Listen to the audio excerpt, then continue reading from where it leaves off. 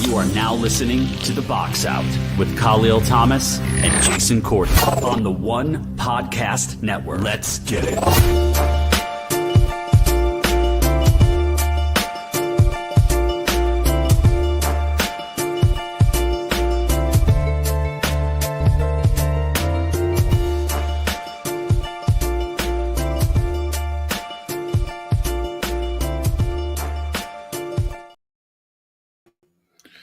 From NJ to BK in the world, this is The Box Out here on the One Podcast Network. My name is Kahlil Thomas.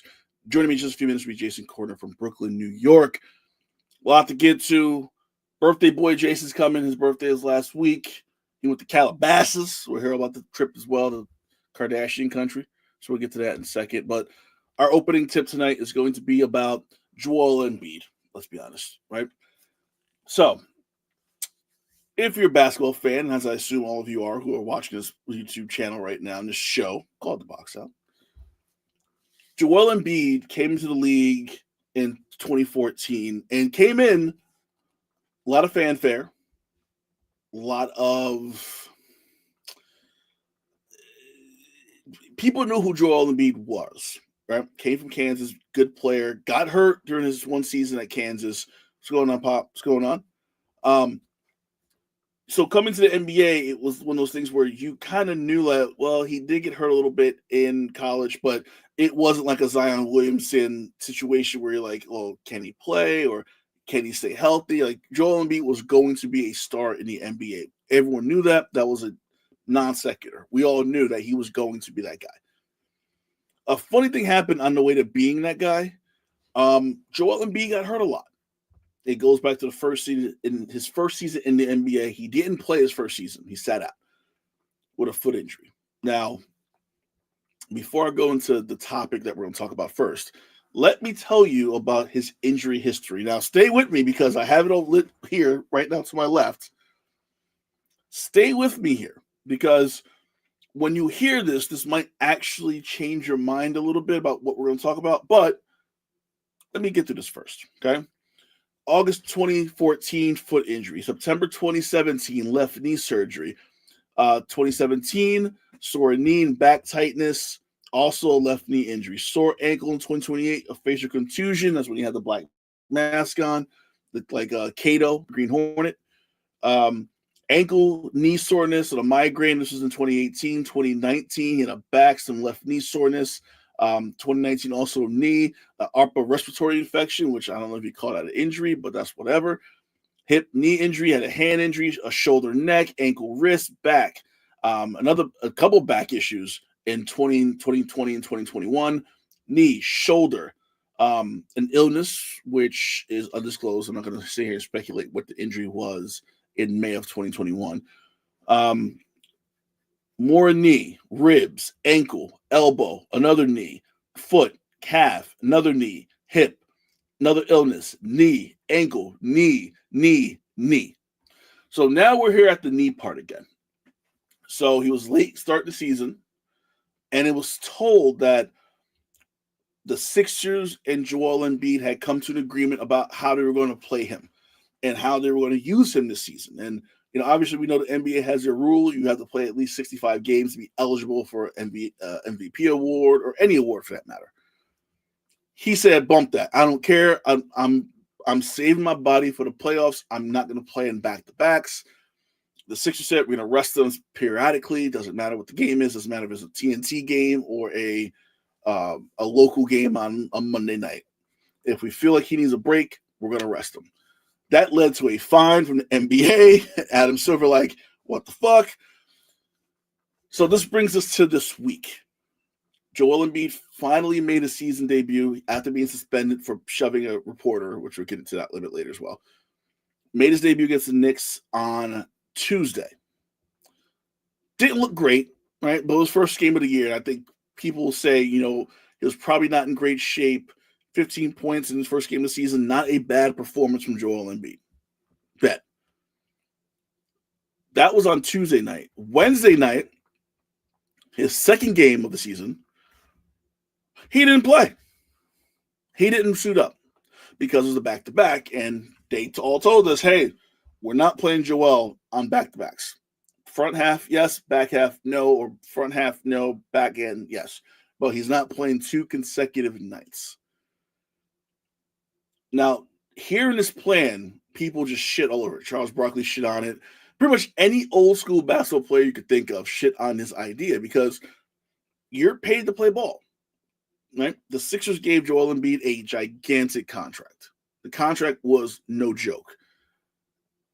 And the expectation, I would think, as the outside observer, would be you're going to play on this contract. We're not going to rest you because you look tired. Right? I think Charles Barkley said in the quote, like, we're playing to play basketball. We play maybe 4 games a week, probably 3 games a week. We're not plumbers. We're not doctors. We're not we play basketball. So you're getting paid to play basketball. You should play basketball. Bruce talked about it last night in his show Armchairing on Wednesday nights, 8 p.m. here on One Podcast Network. What's up, Bruce? You have one job, right? At the end of the day, and so many times your pro athletes talk about how tough their life is. And it's a tough life. I'm not gonna lie to you. There's a lot of injuries. You're not home. You're living out of a suitcase for 7-8 months out of the year. You're not seeing your family if you have a family.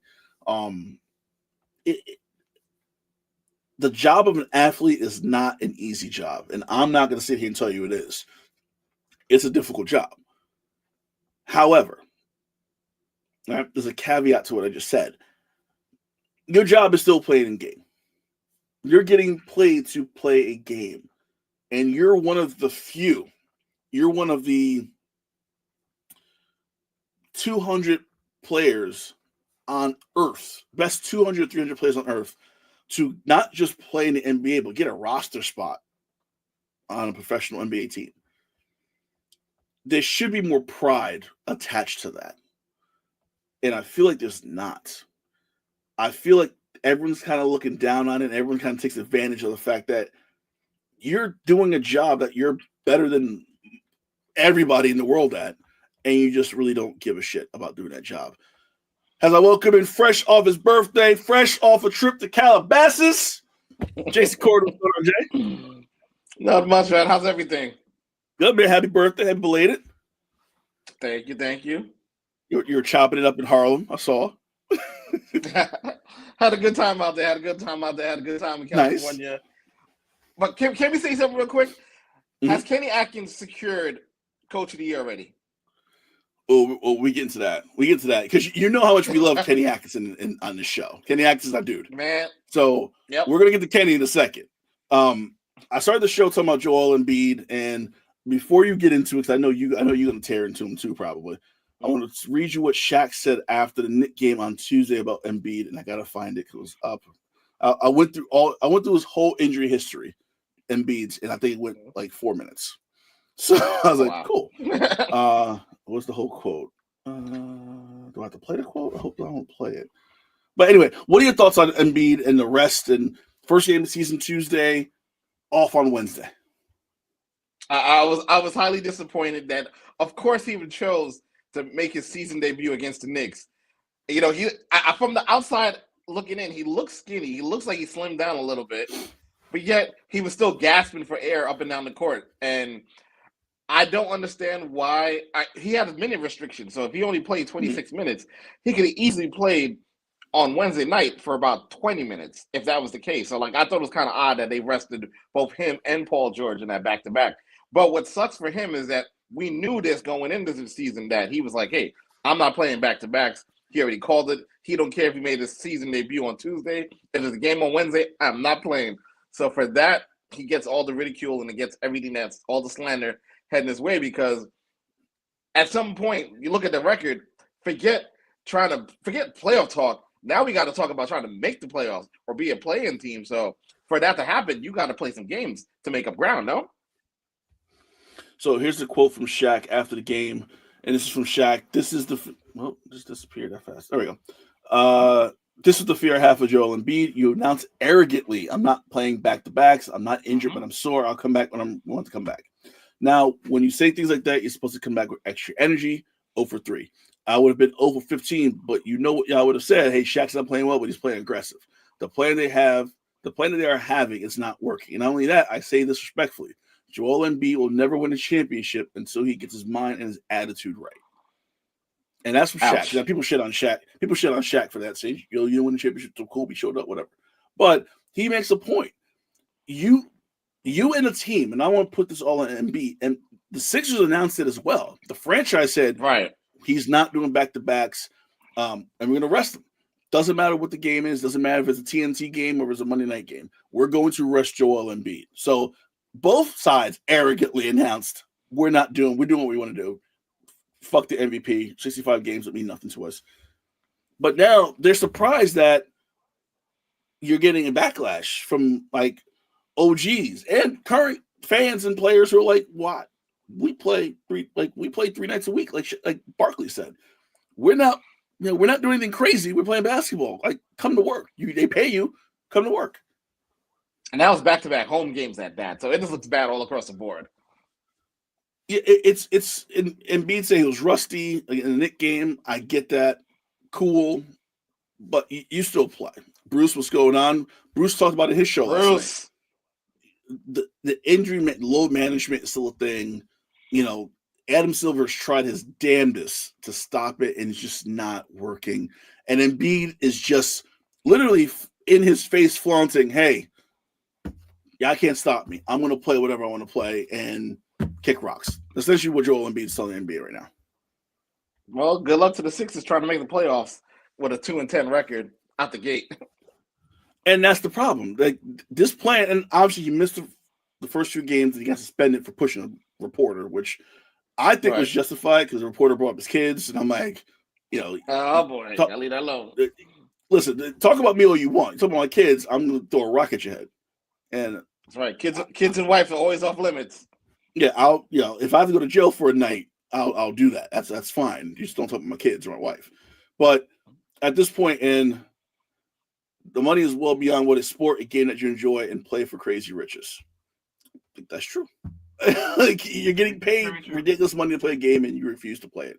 So that's what it is. And B's going to get lambasted for this. And at this point, where are they in the Eastern Conference, you think, right now?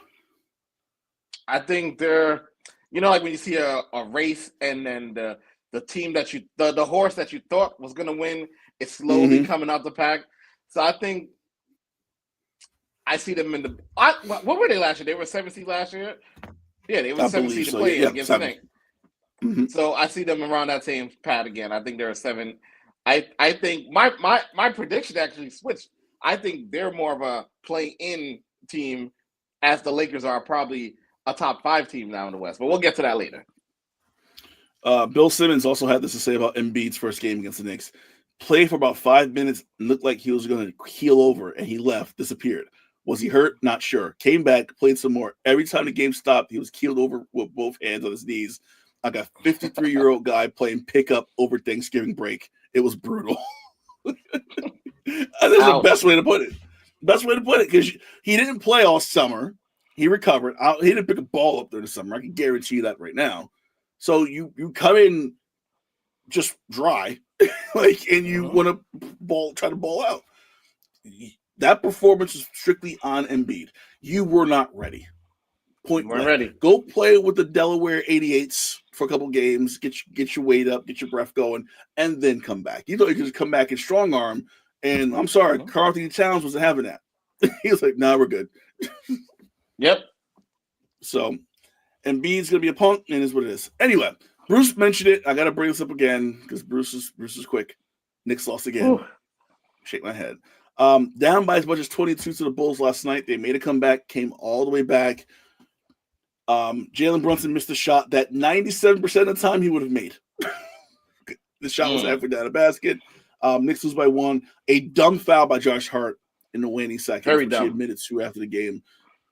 I will say the start they've had is atrocious. It's been a bad start. However, somewhere during that game last night, I feel like they might have figured something out.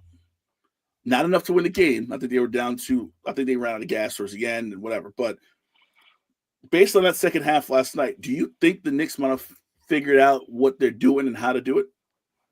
I think they have. I think they're slowly coming around.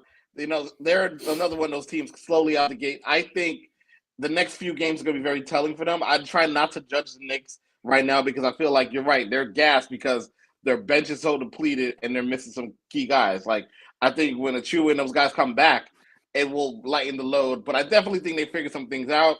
They got to perfect that pick and roll game with Towns. And after that, I think the Knicks will be fine. Defensively, they got to work on a couple of things, but the back-to-back, after they were very up for Philly. They were slow out the gate against Chicago. They came back, took the lead. Like you said, a terrible foul by Hart and a shot that Brunson 97% time he would hit with his eyes closed. So I'm not too worried about the Knicks. I think they're still in the middle. I think they're still in that third, fifth in the East, so they'll be fine. 2 questions. 1. Yep. Why is Jericho Sims still a job? Because the Knicks is a big man. Here? Why is he still here? I get it. I understand that. But better question for you. When they're going to activate TJ Warren? Because he's putting, 60 points down in Westchester? Second question. Who the hell is Matt Ryan? I don't know. I'm watching the game. I'm watching the game, and I'm like, all right, cool. Who's that white guy? That's not Kolek. Like, who? That's not Kolek. It's not Kolek. I'm like, so I'm sitting there like, nope, no Matt Ryan. Don't know who that. No, know who Matt Ryan is. So that automatically tells you, yeah, you're gonna start play Matt Ryan, not start. Play Matt Ryan, but not give Jacob Toppin a little bit of burn, just a little bit, just a tad. Tibbs don't. If he feel like one Toppin is bad mouthing him, he's gonna bench the other. It's a shame. It's really a shame. Actually, I got to click real quick because the Matt Ryan thing threw me off. He's a forward, 6'6", so he's a 3, undrafted, 27 years old. Has he played with anybody? I literally though, maybe I'm out of the loop. I didn't even know he was on a roster opening night. He's played in 3 games. He's averaged 6.6 minutes a game, 1 point. No rebounds, no assists, no nothing. Just a guy. Just a guy. Just a guy. Okay. Unbelievable. Knicks will be okay. They're getting the team chemistry together. You can't expect them to be coming together too soon. By the playoffs, they'll be strong. Towns is playing strong. Towns had 46 last night. Towns is looking really good. He's looking good. There was a conversation that losing Randall and getting Towns, you lost a little bit of toughness from the team because Randall handles a thing, but Randall gave you that toughness. Do you think the Knicks is missing that, or do you think it's forget the toughness? You're getting 30 points a game from Cat right now. I will take the Cat production over the toughness right now, only because Brunson seems like I'm not going to say teams have figured him out, but it seems like teams are definitely kind of doing what Indiana did in the playoffs, putting like the taller defenders and keeping them on him. So as long as you're getting that production from Cat, I'm more worried about what are we doing in terms of like the minutes. Like we got to find minutes for these guys to rest. I know they're gassed, and Tibbs got to open up the rotation. He's got to get past 8. But once again, we talk about this. I think this is a yearly conversation we have. We have this conversation every single year. Tibbs he finds his 8, maybe 9, and he rides into the ground. And I'm always going to say, Tom Thibodeau ruined Derrick Rose's career. He was the reason Derrick Rose's career went south because he ran him, and that knee just popped. That knee just went. So I'm going to blame him. But last night, Cat, 39 minutes. Mikal Bridges, I'm going to say 43 minutes. He's 2 minutes short, 43 minutes. Brunson, 34, which is big.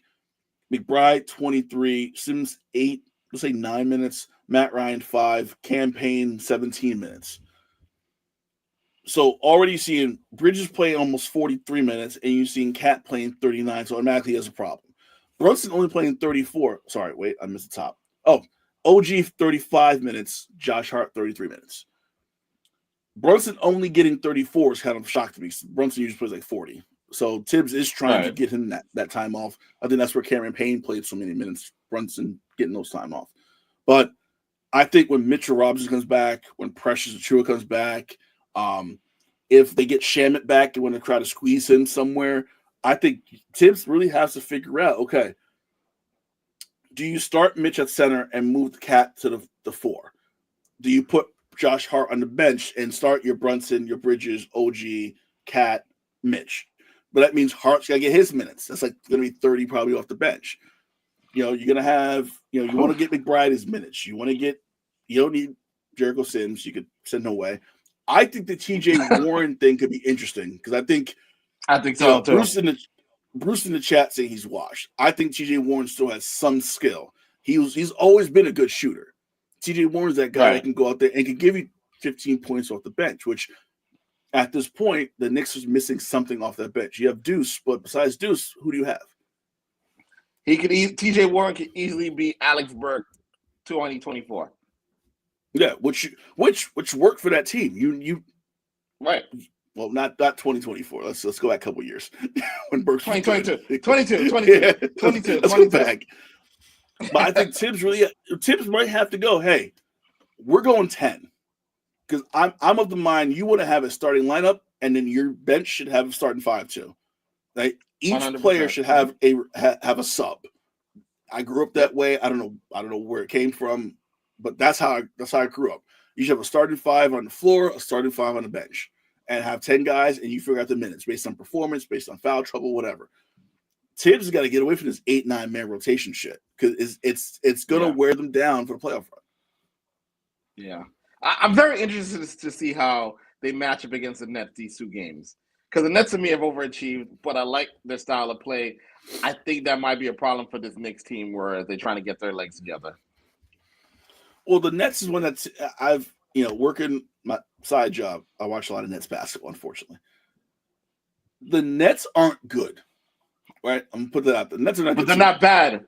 But they're not terrible. They're scrappy. Right. I think Jordy Fernandez is like, listen, we're not good. Anybody, I feel like he's the type of guy like, look, we're not good. We're not a good team. But we're going to play hard every night. And we're going to make teams hate us. Kind of what the Knicks were a couple years ago. The Knicks weren't where they are yet, but they gave every team their best. And every team would go, shit, we're playing the Knicks tonight. All right.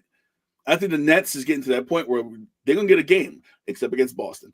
But any other team in the NBA, they're going to play. They made Boston sweat for a half. Yeah, and they took them to overtime last week, so I can't really say that because they took the Boston in Boston. But I think the Nets are turning into that team that a lot of teams don't want to see on a nightly basis because they're going to make them play hard. And the Nets have already stole a couple wins that they should not have gotten this year.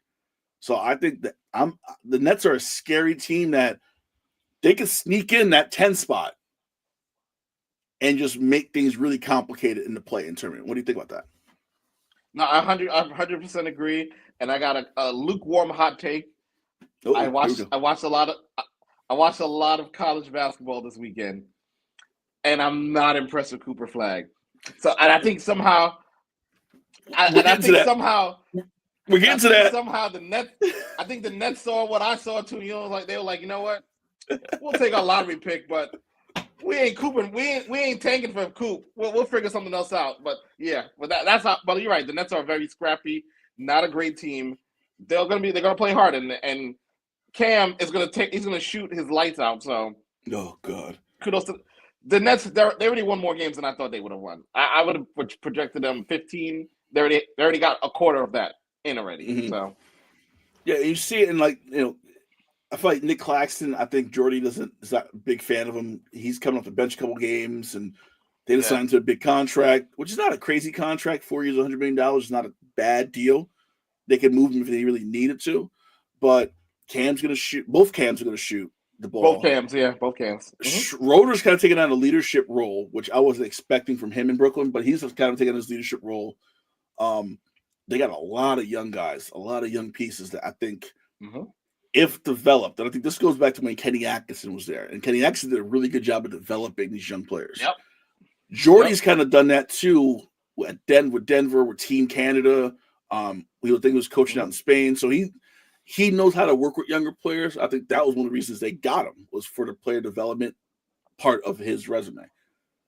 Right. Are they going to be good the next couple of years? No. Are they going to be scrappy as hell? Yes. Jordy will shit you down. And I've seen it already a couple times. Jordy will take a seat.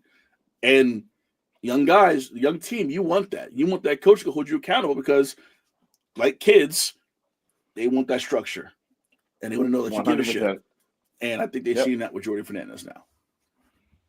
I agree. I think the Nets long-term will be fine. Long-term, they'll be fine. Yeah, definitely. All right, next topic. The NBA City uniforms dropped today. I'm not really impressed at all. They get to me, they get worse and worse every year. If there was one that you can say, okay, what would you pick? Because the Knicks still looks awful. Brooklyn's look bad. I don't like any of them. Is there any that you like? I agree. They're all kind of hideous. They're getting worse and worse as the years progress. But for some reason, I like the San Antonio's. I like their color scheme this year. Oh, that light blue, that teal. Yeah, it works. It works for Wemby. It works for Wemby. Yeah. Utah's gives me that old John Stockton, Karl Malone feel back in the 90s. The Sixers only because of the sides, the spectrum colors, old school spectrum. Yeah. Maybe Charlotte's for the color scheme. I like that color. That's one of my favorite colors. Okay. But besides that, like the lake show, like what? Get that out of here. I think the Pacers is the same jersey. Looks like. I don't know what the Bucks. I don't know what the Bucks is. I don't know what their thing is. I'm sick of seeing heat culture on shit. Like we get it. Well, we get the tagline: heat culture. We got it. We don't need to see it on your court or your jersey. The Knicks, the double vision thing. I still don't understand what the idea was. I thought Golden State's was Denver's from years ago. It looks similar to Denver Nuggets jerseys from. I'm like, did you just replicate a design they had, or it? They need to stop. And these goddamn courts for the play-in tournament. Oh my! Holy goodness. Shit! The Sixers blue. I had to turn the TV off. It was giving It was giving me a damn headache. They need to stop. I get it. Stop with the court. I haven't seen the Bulls red court on TV yet. I'm waiting to see that shit, and I have like a seizure. But is there anything about this tournament that you like? Because I'm still not sold on this thing at all. I just want to see if the Lakers going to defend the tournament title and they're going to put another banner up. That's what I want to see. I'm all about the banners. Liberty got their one banner up. The Lakers got their banner. Even though Kobe said they only put up championship banners, they put the in-season title up there. So technically, that is a championship. Technically, it's a title. So there's two. Wait. So I want to know: does two of those equal one NBA championship? I want to know. That's how it works. I think 3 of those equals 1 championship. All right. You need 3. 3 in-season tournament titles represents 1 NBA championship. So the Lakers need 2 more. Okay. Which will probably happen because LeBron will get up for the NBA Cup for some reason. LeBron will play his balls out for NBA Cup, but not make the playoffs for real. The other jersey I like was Oklahoma City's because it's just simple. It just says Oklahoma. Right. And I do like the color. The colors are the thing. It's not so much the design of jersey, the lettering, the colors and colors. How they figured it out is kind of cool too. But I'm still not sold on this cup. I'm playing 2K now, and now I'm at the NBA Cup part, and now I'm kind of waiting because they put the new jerseys in and the floors and all that stuff. And man, I didn't get 2K yet. I gotta get 2K this weekend. You haven't gotten it yet? I haven't gotten it yet. No. What are you waiting on? I've been fiend out of NCAA. That's true. Making Rutgers great. Making Rutgers great. Make Rutgers great again. That's what you're doing right now. Yep. No, I'm trying to play Madden at the same time, but I'm like, why did I get Madden? Like, I think I'm done with Madden forever because I really don't want to play Madden, and I really want to play college football, but it's habit now to play Madden. But now I'm like, I really don't want to play Madden. Not to mention, if you've noticed, sidebar, do you get stressed out during recruiting? Because first year in New Mexico, all the time. Oh my God. I'm like, I'm short 2 linebackers. I'm trying to get transfers in the portal, and no one's biting. I'm like, I need 2 linebackers. And I'm like, the weeks are going by. I'm not getting nobody. And I'm like, this will be walk-ons. I'm going to have a walk-on. I was so pissed. I love it. I hate it. Bring the basketball. Bring the basketball equivalent. Let's go. Well, there was an article about that, how I think the last edition of NCAA football sold like 1.5 million copies. They definitely surpassed that this year. But the last edition of the EA Sports College Basketball, not 2K Hoops, the last edition of 2K of EA Sports College Basketball sold like 250,000. So they're saying it's not financial, even though they'll pay a lot less money in NIL, it's not financially viable to bring back college basketball, since no one really bought college basketball for EA. College Hoops 2K8 was like the best game I've ever played. With the I love halftime 2K. show. I love And I think it'd be more viable for 2K to bring it back, especially with the women's game being so popular. And they don't have the NFL 2K, so you could actually bring that game back and put money into it, because you're not paying for the NFL rights like you were back in 2009. Exactly. So you can kind of do that now. But they said just financially, EA is probably like, nah, we don't want to do that. 2K, they could pull it off. I think it's going to take some. It's going to be like a grassroots thing, probably, like they did for college football. Yeah. The people just talked about college football for years, saying that what if. Mm-hmm. And now you know what it takes to get players in. You got to pay them. Mm-hmm. Not a lot, but you got to pay them something for it. Klay Thompson returned to the Bay, got a hero's welcome, lost. But what were your thoughts on him coming back with the sailor hats and all that other shit? I thought it was cool, considering that he was one of their own. The sailor hat was a very cool little gesture. He looked good. He looked like somebody that was out for a little bit of revenge because the organization didn't want to, re-sign him and give him the money that he thought he deserved. But I must say the Warriors are doing a lot better than I expected them to. They came out the gate gangbusters early, and they figured out something. They figured a way to incorporate other guys to make up for the Klay departure. Yeah, I think that was a big question. Was like, could Kuminga kind of take that step up, and could Kuminga slide into that Klay Thompson role? I don't think he hasn't fully, but you definitely kind of see like him growing into that player that they kind of said he could be this guy. 9-2. I'm surprised at 9-2. I was not expecting to be 9-2 through 11 games at all. Are we talking about maybe Golden State overachieving, or is it maybe they haven't faced competition yet? I'm gonna say it could be somewhere in the middle. It could be a little of both. There could be two truths there. They haven't really played elite. They are. I would say they have played Dallas enough, but they haven't played the Lakers and the Thunder and all those teams yet. But I will say their chemistry is there, so they're definitely sitting a lot better than I would expected them into the season. So I don't think I had to make it the playoffs. I will have to reevaluate that now. Yeah, and I always forget that Buddy Hield is there now. I think Buddy Hield's over there too, yeah.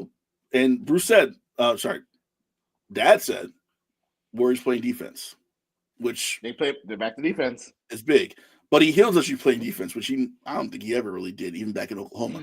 But I think in that West, I think it gets interesting with Golden State. If Golden State's the Golden State that we're seeing right now, the West could be scared because everything's clicking, and it seems like the guys that they got all have their roles, and everybody's comfortable with their roles. Everybody likes what they're doing. It's Steph, it's Draymond, and then there's everybody else. Even though Draymond's not like putting up crazy numbers, but it's Draymond and Steph's team, and everybody else is kind of falling in line, which Klay didn't want to do that no more. Listen, when the Splash Brother wants to get paid, he wants to get paid. As he should. He deserves it. As he should. So the big news: Cleveland Cavaliers 13-0. Our favorite head coach, Kenny Atkinson, got the job, and we're like Great hire. We're excited for Great him. We spot love for him. him. Yep. 13-0. The complaint is they haven't played anybody. Is that a valid complaint? Or is this like, hey, Cleveland's good and stop shitting on Cleveland? I have 3 things to say about Cleveland. One, like you said, we love Kenny. We love Kenny. We love him. And it's a great spot for him. He has a team that will respect him, unlike KD and Kyrie, who undercut him the moment they had a chance to. I like how Mitch is playing. They figured some stuff out in the lineup. They're looking really good. Have they played anyone of top tier level? I mean, they caught the Knicks early, so I'm not going to give them that. And I think they're 13-0 now. I think I saw a couple of games. They're probably going to go 15-16-0 before they really catch an L. You know who they remind me of? Nope. They remind me of that Atlanta Hawks team that won like 65 games, and then LeBron dismantled them in 4. I did think going into the season Cleveland will win a lot of games. So I think they're probably going to win about 60-something games. But they're not better than Boston. They're not better than the Knicks in a 7-game series. And that's probably their ceiling. Their ceiling is probably a second-round knockout, right? As it currently constructed right now. Do you think that first of all, Bruce, great point for Bruce. Acts as though Warriors players. I'm not going to say he did or didn't. That's what you're supposed to do when you become a head coach. It's a possibility. Listen, do you think, and I'm going to ask you a question, do you think their past playoff failures got them to this point? Because, listen, it's pretty much it's the same team intact. There hasn't been a lot of moves made with this team. They had a new coach. Do you think their playoff failures might set them up to be better equipped this year? Yes. Okay. Yes. But so, being better equipped, I still don't know if that makes them better. You could be better equipped, but I don't think that's enough to knock off Boston. But now you're in the conversation. Now you have leapfrog the Bucks and the 76ers, where I think you're in the mix with the Knicks as the 2 teams that Boston really got to look out for. 6 players scoring in double figures, obviously led by Spider Mitchell, Darius Garland, Evan Mobley, Jared Allen. And those 2, when they put Jared Allen and Evan Mobley together, I'm like, that won't work. That just seemed like it wouldn't work because, Mobley could step out, but it seemed like their games were very similar because Allen, before he got traded to Cleveland, was kind of developing a jump shot as well. This combination has worked really well. Bruce said in the chat they had bigs. They have Mobley, and they got Allen. The Knicks, according to Bruce, doesn't have bigs, even though they have Cat. They have Mitchell Robinson, Precious Achiuwa coming back. If you had to compare the bigs in Cleveland and the bigs on the Knicks, who would you go with? Because right now the conversation in the chat is Cleveland's got the bigs, Knicks don't. Yeah, but the thing is, Cat's going to bring those bigs out. And when it comes to the wing guys, I trust the Knicks more than I trust the Cavs. So I think the bigs and the wing depth of the Knicks kind of cancel each other out. I agree with that. Don't forget Tristan Thompson is back in Cleveland, so he's there searching, trying to get his game back. So that's definitely a possibility. Another big. I want to move to college basketball because you talked about it earlier. First week of college basketball, and if you follow the show, Jason and I don't give a shit about college basketball until like January. At all. Like, for me to even watch any games this week was fascinating. It was rough. It was rough to I'm watching. Oh my God, what was I watching last week when we were off? I think it was Duke Elon, and I'm like, oh yeah, Elon. I forgot that's a team. And I watched about 2 minutes. And I was like, yeah, I'm good. Now Thanksgiving, Christmas, you have the different tournaments and different festivals and different classics, and I watch those. Seton Hall played on Long Island in the Icons of the Game or Legends of the Game one night classic, and Nassau was like empty. And I'm like, what am I watching? And anyway, Cooper Flagg and Duke, they played really well against Kentucky in the Champions Classic on Monday. Was it Monday or Tuesday? I think it was Monday. But then made 2 costly turnovers late to cost Duke the game against Kentucky. Based on what you see, you said it earlier. I want to go back to it. What are your thoughts on Cooper Flagg so far with Duke? It's reminiscent of Christian Laettner 2.0. Well, he's lacking some fundamentals. We'll see if that develops throughout the course of the year. But I'm not impressed. I don't get the hype. I think he's a solid player, but on a Wemby level or a number 1 pick from now, I don't see the hype. So 19 points, 10 rebounds, 3 assists. Don't do it for you yet? Not yet. I mean, there's a guy, Con Knuppel, 17 points, 3. He might be better than Flagg at this point. I think I trust him more than Duke. There you go. So I'm of a mind where I'm like, is Cooper Flagg, is it hype at this point? Because it felt like Cooper Flagg, a lot of hype, big on social media. He's on that Paige Becker's level of assimilating with us. Mm-hmm. Is he good? He's good, but is he number 1 overall pick good? Is he standout of the NBA draft good right now? No.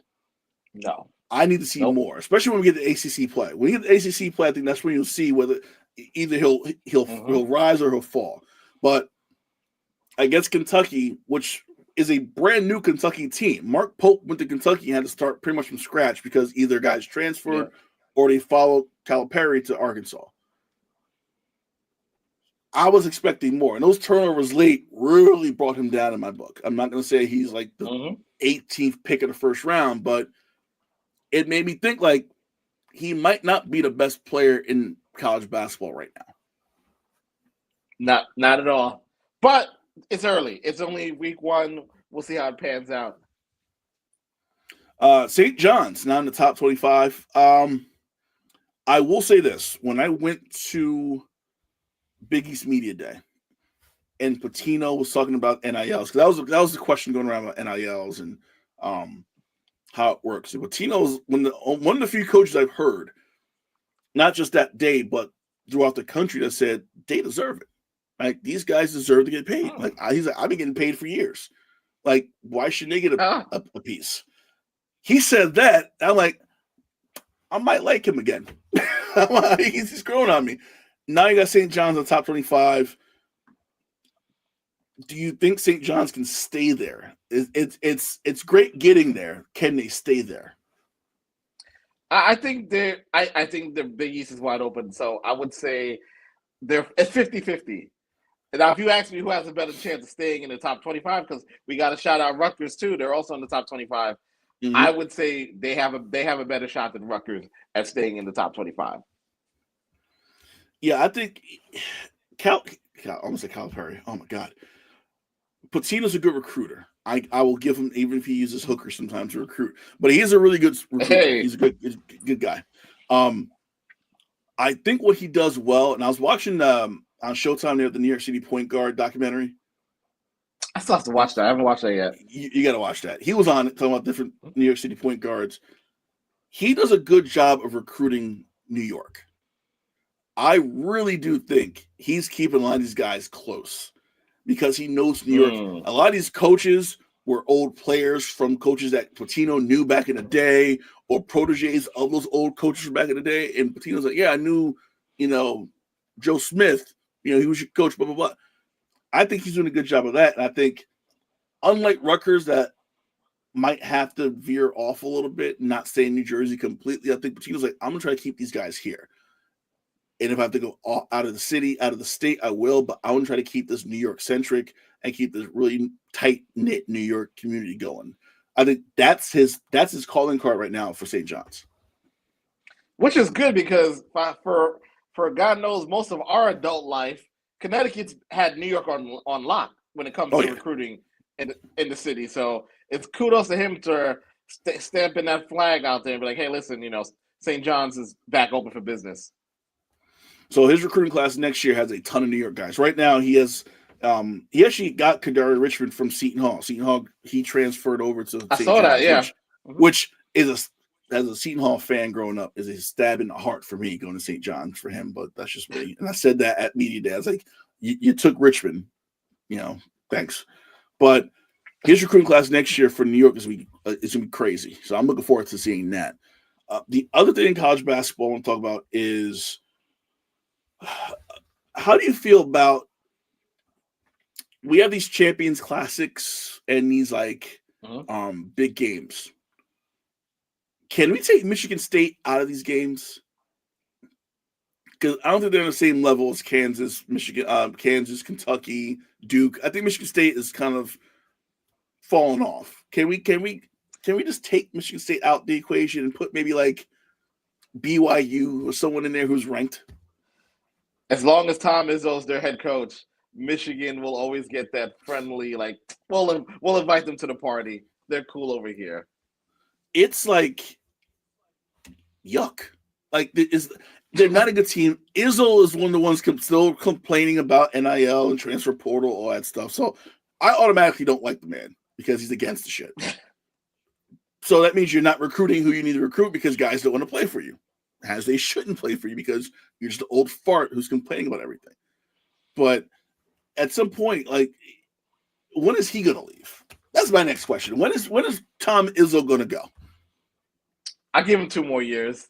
I mean, who would have thought Izzo and Pitino would have been the last two standing out of the old guard? Especially when Tony Bennett, who's like 52, just like, yeah, I'm out. Like, what? What? You just quit? What the hell are you doing? So real fast before we go to what I said would happen is kind of starting to happen a little bit in WNBA. We talked about it in our last show. I know Bruce talked about it last night in armchairing. The Dream hired Carl Mesco from Florida Gulf Coast to coach the Dream in WNBA. So the Dream fired a female coach, hired a male coach. My fear was this was going to happen and that you're going to see a run on experience because, FGCU was built by this coach. Like the whole program was built from the ground up by him. My fear is you're going to see a run on college coaches in the women's ranks move up to WNBA, which means you're going to pull jobs away from qualified female coaches who are either in those spots or who are going to be passed over. Do you think this is starting an issue going forward? I know Stephanie White got hired by Indiana after she left Connecticut, so he dodged a bullet on that one. Very good hire, yep. But do we see this being an issue too? Tyler Marsh, Chicago Sky coach now. They fired Spoon. So now there's another female coach out, another male coach in. Is this going to be a trend, especially with these 2 new franchises coming next season? It's definitely looking like it's pointing that way. I want to give it another year to see if it continues to trend in that direction. But at some point, somebody's going to have to say something about this because you don't want that to overshadow the league, especially when you have more male coaches than female coaches. So I want to see if it keeps trending that way next season. I'm going to give them the benefit of the doubt that they want to hire the best fit for their current situation. But we'll see what happens in a year. So Kurt Miller's fired by the Sparks, has, I guess, GM president. Now he's Dallas's GM, not coach. So I want to see what he does. You still have Connecticut without a coach. LA doesn't have a coach. And the Wings don't have a coach right now. And the Mystics. So you have a lot of jobs left over. I think they're trying to figure out who to hire, but I'm hoping it's not just men that just slide into these spots. Because do you think Weatherspoon gets another shot? She should. Considering what she had, I agree. Considering what she had for the last 3 weeks of that season, she really should. Yeah. She needs to. I think she almost it's got them in the playoffs. With nothing. You traded Marina Mabry, you lost Angel Reese. There was someone up. There was another important injury they had too. I can't remember off the top of my head. I'm going blank. The team she had at the end of the season, which was down to like 1 game, essentially just a 1-game playoff, with just this crazy roster. She deserves another job, and I think I don't know. Maybe it was her personnel. I don't know what the hell happened, but that was bullshit. Real quick, wanted to tell you, I got a press ticket to AEW Full Gear next Saturday. Oh wow, nice! How you pull that off? I've hit the pinnacle of my writing career. I'm like, okay, I think I'm done here. Army, Navy, the ACC tournament, AEW Full Gear. Those were my top 3. I'm done. I quit writing forever and ever after Saturday. Make sure you take a picture of Tony Khan. Make sure. I'm curious to know what the media spread will be like. I'm curious to know. I'm too. It's Prudential, so chicken fingers, fries, probably. Is this your first pay-per-view? This is my first AEW show, and I'm going as press. Nice. Congrats. Because 2020 was my birthday. You couldn't go. Tickets, and I couldn't go because COVID kicked off that week before, and I was like, "Damn it!" And I got tickets to the replacement date. That got delayed again. I'm like, "What the hell?" And eventually, I was like, "I don't want the tickets. I sold them." So my first, Jesus Christ, Bruce, they're not on life support. They just got a TV deal. Oh my God. I thought he was gonna say. What you mean? Life support. They got the Hurt business. Hurt Syndicate. They also got a business. They got money. They got an increase in cash from their network. They're making money now. Yeah. They didn't cancel Collision. Damn it, Bruce. They canceled Rampage, not Collision. Wrong show. Wait, Rampage, that's the Friday night show or Saturday night show? Yeah, no one cares about that show. Yeah, that was pointless. Yeah. Listen, you keep damn Dynamite, you keep Collision. That's all you need. Right. And then everything's going to max anyway. Everything's going to max anyway. So I'm like, perfect. That works perfectly. Hopefully soon. If anybody has a problem with WWE, because I want to know what's going to happen with that whole Netflix. You saw who they asked for, right? No. They want Punk, Reigns, Cody, same show.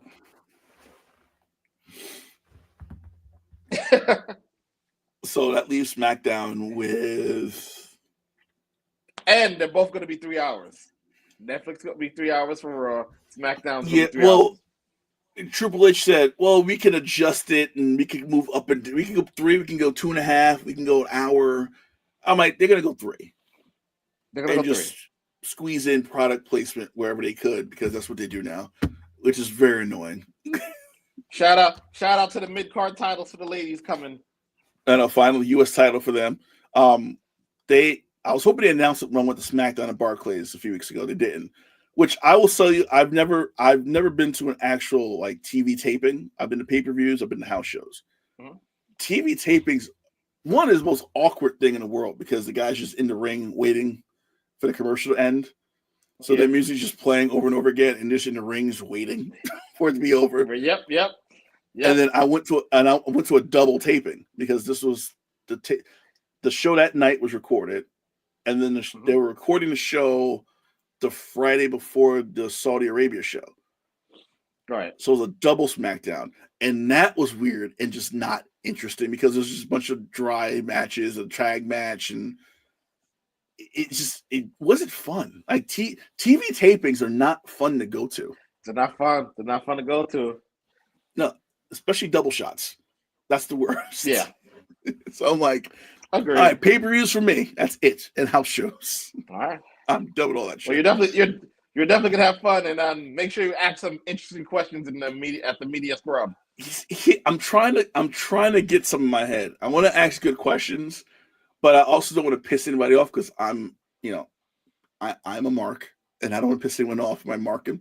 So I'm like, all right, journalist. Just don't call Bobby Lashley Bobby Who. Don't call him that. Don't call him Bobby Who. Bobby, listen, man. I'm genuinely excited about this. I'm like, this is just worked out perfectly. And now I'm like, I'll go from this to covering Fairleigh Dickinson basketball in Teaneck, New Jersey the week after. Oh man. Just going down the line. Fun times. That's all I'm doing. Hey, listen. Great times. Ebbs and flows. Yeah, that's all life. As always, great show, bro. Likewise. So, Armchair and Bruce Morrow, Wednesday, 8 p.m. Great show yesterday. Bruce went 53 minutes, and I think he covered like 6 topics. So, it was pretty impressive. Went from football to soccer, the basketball. He jumps around. So, with Bruce, you can get everything Armchairing on Wednesdays. We will be back next Thursday night at 8 p.m. Same time, same place, same day of the week. And then the week after that, I think it's Thanksgiving, so we're all off that week because I got to drive to Pennsylvania and see my sister and hang in the woods at the Poconos, which is just weird as hell to go to Poconos. But so next week we got our shows that we're off for Thanksgiving to be back going to Christmas season, and hopefully the Knicks get it together. That's the prayer here. We'll see what happens. Hopefully. For Jason Court, I'm Kahlil Thomas. Thanks so much for watching. We'll see you next Thursday night on the Box Out, Wednesday night on Armchairing. Peace. Peace.